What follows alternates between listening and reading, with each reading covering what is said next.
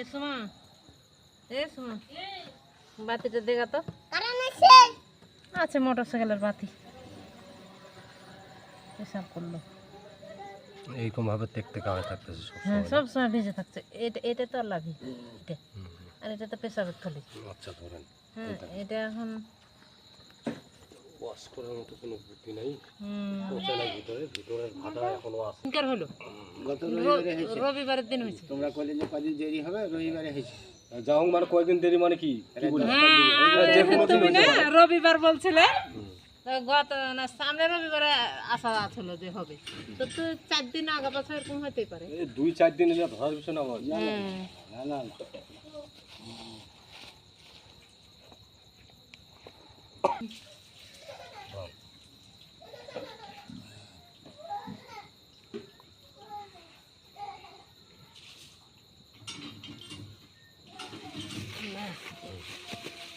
ছাড় দেওয়া যাবে না তো।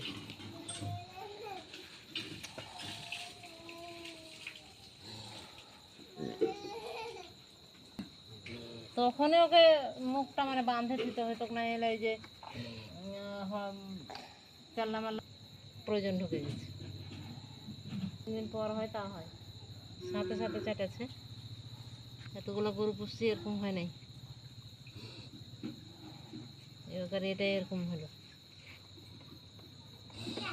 হেভি একটা কি গাছিয়া চামড়ার নিচে দিব তো বাবাজি একটু এই যে মাথাটার এই দিক ধরেন।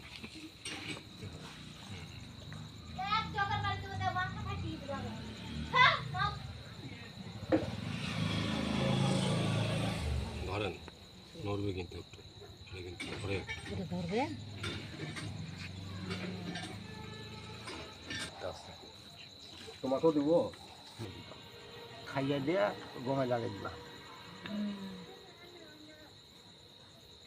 ওই যে চাট মাটি কাট ওরকমই দুধ। গমে লাগাই দিব। বোম্বই থেকে আপনি দুধ 2 লিটার বোতলগুলো 2 লিটার বোতলগুলো সুন্দর করে সামনেটা ফুটা ফুটা ফুটা ফুটা করে দিবেন, অজস্র ফুটা করে দিবেন, দিয়ে মুখারি বানাই নেবেন।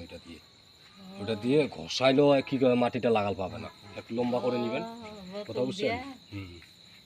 আর গম্বই হলেও তারপরেও কি করে গম্বর ভিতর দিয়ে খাবে। হ্যাঁ হ্যাঁ ঘুষড়ে দেন। হ্যাঁ, ওটা দড়ির। আমার কথা বুঝতে পারছেন? হ্যাঁ,